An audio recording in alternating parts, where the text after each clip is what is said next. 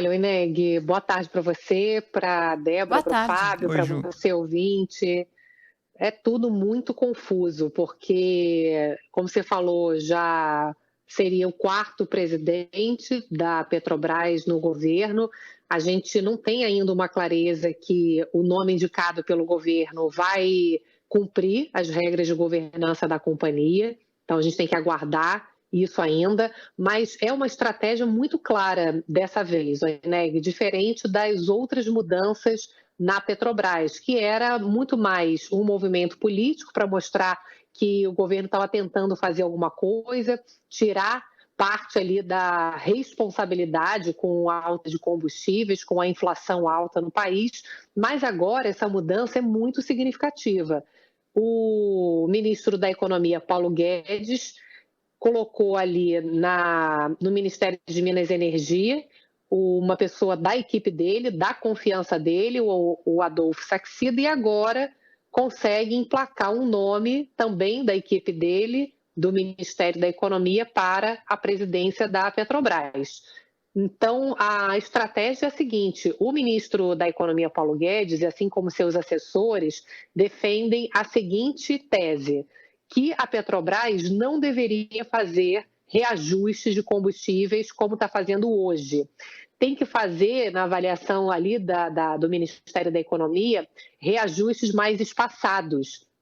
Eles acham que não tem que ficar subindo e descendo. O petróleo está 110, aí mexe. Agora é 105, agora é 100. Eles acham que tem que esperar um tempo maior para poder dar uma certa previsibilidade para quem usa combustível. Bom, mas como é que faz isso? Aí tem que trocar o presidente, por quê? Porque você troca, a partir de um novo presidente, parte do conselho da empresa, o que abre espaço para uma troca de diretoria. E aí, Oineg, o objetivo está muito claro, é alterar a política de preços da Petrobras. O Bolsonaro, o presidente Bolsonaro, está dando uma carta branca para o Ministério da Economia fazer essa estratégia, que é segurar a inflação e ter espaço ali com uma mudança de diretoria para alterar a política de preços da companhia. O que eles defendem é continuar com a paridade internacional, seguir preço do petróleo e do dólar, mas fazer um espaçamento maior de reajuste de preço. Na prática, Eneg, você tem dois problemas aí. Um para o investidor, que obviamente se o petróleo sobe, o dólar também, e os preços aqui não sobem, ele tem prejuízo. Então, é o governo falando para o investidor da Petrobras arcar com o prejuízo de segurar preços. E dois, a gente tem uma dependência, principalmente no diesel, de importação para abastecer o mercado interno. Não é pouca coisa. Petrobras falou agora recentemente, em torno de 25% a 30% de importação de diesel é a dependência do mercado brasileiro, que é feita por importadores privados. Ou seja, o importador privado, se tiver mais caro no exterior o petróleo do que está se vendendo aqui dentro, ele não vai comprar por 12 para vender por 10 aqui dentro, ele não vai importar. E aí, para não faltar combustível, a Petrobras teria que importar e ter novamente um prejuízo, para não ter desabastecimento no país. Então, não é uma política, Oineg, que no curto prazo tem cara de liberal, como se fala, né, o Ministério da Economia, mas o que eles tentam argumentar é que, na prática, a empresa brasileira, a Petrobras, ela, na prática, é um monopólio, ela não tem concorrência para aplicar uma política liberal de ficar aumentando o preço a qualquer momento, e acham que, a partir dessa mudança na diretoria, eles conseguem caminhar para um projeto de privatização para que haja, de fato, uma retirada ali da Petrobras enquanto palanque eleitoral. Mas enquanto não for, eles estão fazendo o que outros governos fizeram, como você lembrou bem, Oineg, é usar a Petrobras para poder segurar a inflação, o que fez o governo Dilma e causou aquele enorme prejuízo na empresa. Lógico que ali eles congelaram para valer o preço, né? Bom, é que entre a Dilma e hoje, você teve um governo Temer que fez uma mudança, propôs uma mudança de legislação que torna os conselheiros e diretores responsáveis pessoalmente, com seus bens, e regras muito mais complicadas que torna a vida do Bolsonaro mais difícil do que era a da Dilma, né? Quer dizer, a Dilma não caiu pelo buraco que ela produziu na Petrobras, ela caiu por outros buracos que ela produziu, mas não por esse. Agora, tem uma trava aí, que teria que haver uma mudança na legislação, e nós estamos há 5 meses, não é 5 meses da eleição, há poucos meses do final do governo. Pode ser até que o governo se reeleja, o presidente se reeleja, e aí ele possa fazer as mudanças no próximo governo dele. Mas no atual cenário, para passar o ICMS, como você tem falado, é uma novela. Imagina passar uma mudança na lei das SA, mudar o estatuto da Petrobras, uma série de regras para poder fazer uma política de contenção de preços, mudar o teto. É uma novela, não é não? Então, isso que você está colocando é importante, Oineg, porque quem que vai ali dentro da Petrobras colocar o seu CPF para poder fazer uma política que depois ele próprio pode responder como pessoa física? A governança da Petrobras, ela é realmente muito eficaz.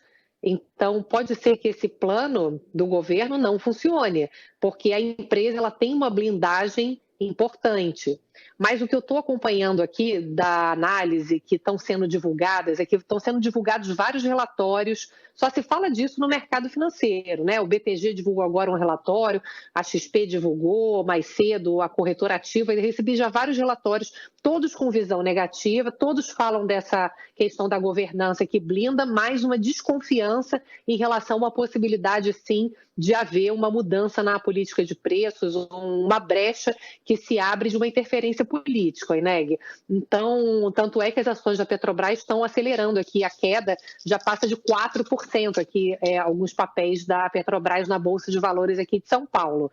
Então, você vê que eles todos falam das regras que você está colocando, que realmente são importantes, regras que blindam a Petrobras depois de todos os casos de corrupção da Lava Jato que envolveu a companhia, e o quanto que eles desconfiam que acaba se abrindo ali um flanco para poder alterar essas regras de boa governança que blindaram até então a companhia. E, Oineg, por mais que o Ministério da Economia fale que eles estão fazendo o que é possível hoje, porque a empresa é monopolista e não tem como cobrar dela uma política liberal, porque ela na prática não tem concorrência e que eles querem caminhar para a privatização. Privatização é só no ano que vem, né? Quem vai estar lá? Se for o governo do PT, não vai ter privatização da Petrobras. E se for o governo Bolsonaro, o Congresso tem que aprovar, como você falou, a Eletrobras ficou 4 anos a discussão para privatizar a Eletrobras, e que eles estão tentando fazer ainda agora, né? Petrobras não é uma coisa simples. Imagina, se a Eletrobras já deu essa celeuma toda de 4 anos de discussão, ou seja, o que a gente tem na prática é uma tentativa de interferência, né? Total, uma tentativa de interferência. É preciso que se diga, Juliana, a Petrobras tem 68 anos, né? Ela nasce em 54. Ela teve 40 presidentes em 68 anos. É uma barbaridade. Você pegar qualquer empresa organizada, não tem uma troca de presidente a cada ano e meio, um pouco mais do que isso. E ela pegou períodos complicados, quer dizer, os primeiros 10 anos da Petrobras, ela conheceu 6 presidentes da República. É o Getúlio, é o Café Filho, é o Nereu Ramos, é o Juscelino, é Jânio, é Jango. Isso nos primeiros 10 anos. Aí vem o regime militar, depois você vê o governo Sarney, também teve troca de presidente. O Sarney trocou 5 vezes também, teve 5 presidentes. O Collor teve 5 presidentes, ficou 2 anos. Então é uma empresa instável na sua gestão. Só que ela foi aos poucos adotando algumas regras de governança como se ela fosse estável. Nós queremos ser estável. Até agora, ela não pode ir para o nível 2 de governança porque tem 2 tipos de classe de ação. Ela não tem só as ações ordinárias, então ela tem a preferencial e tal. Mas é uma empresa instável. E numa empresa instável, conseguiram dar a ela alguma estabilidade pós-Dilma, e agora ela volta a ser usada no combate à inflação e na luta pela reeleição. Esse nó, eu imagino que pode ter uma consequência, como você falou, das ações, da DR, mas eu queria te ouvir sobre uma outra coisa. Vamos lá, ele é bem sucedido, controla o preço, segura. Consegue, vai, conseguir. E o risco de desabastecimento por causa do descasamento na hora da importação? Será que sem combustível a gente não vai ficar pior do que com combustível caro? A gente viveu isso na energia elétrica e é um desastre. A gente teve apagão. Se a gente tiver um apagão de combustível? A pior inflação é quando você não tem o produto, né, Ineg? É aí que o preço dispara, todo mundo querendo e não tem. Agora, do tamanho da articulação que está se fazendo hoje para fazer uma mudança na política de preços da Petrobras, para alterar o funcionamento ali interno da Petrobras, é de se imaginar que se num período, sei lá, dos próximos 100 dias, que é o que se fala que o Ministério da Economia acha que tem que segurar, né, só fazer reajustes a cada 100 para ficar mais espaçado. Ele tem que torcer para o petróleo ficar estável, como tem ficado, nessa casa aí dos $110, e o dólar também ficar mais comportado. Também a gente não tem uma garantia de que o petróleo vai ficar mais ou menos nessa casa que está hoje e que o dólar vai continuar nesses 4,80, né, que a gente tem agora. Então, se tudo ficar constante, aí a gente não vai ter problema, porque o importador, ok, vai trazer o diesel, a gasolina e mercado abastecido. E se tiver uma disparada de petróleo, ou o dólar voltou a subir e o importador não trouxer o combustível, acho que dá para a gente imaginar que a própria Petrobras teria que trazer esse combustível de fora, arcando com o prejuízo da diferença de preço nesse espaçamento. Então, consigo imaginar mais essa realidade hoje em dia, sinceramente, do que uma falta de combustível no Brasil, que aí sim seria um caos, né? Caos. É uma estratégia arriscada, né, Oineg? Mas é a estratégia que parece que o governo está tentando apostar que a gente vai continuar com o petróleo nesse patamar de 110 e o dólar também nessa casa aí de 4,80 e que eles vão conseguir segurar essa situação aí até perto das eleições, né? Porque vai segurar muito a inflação e ajudar nas eleições do presidente Bolsonaro ali nos votos, né?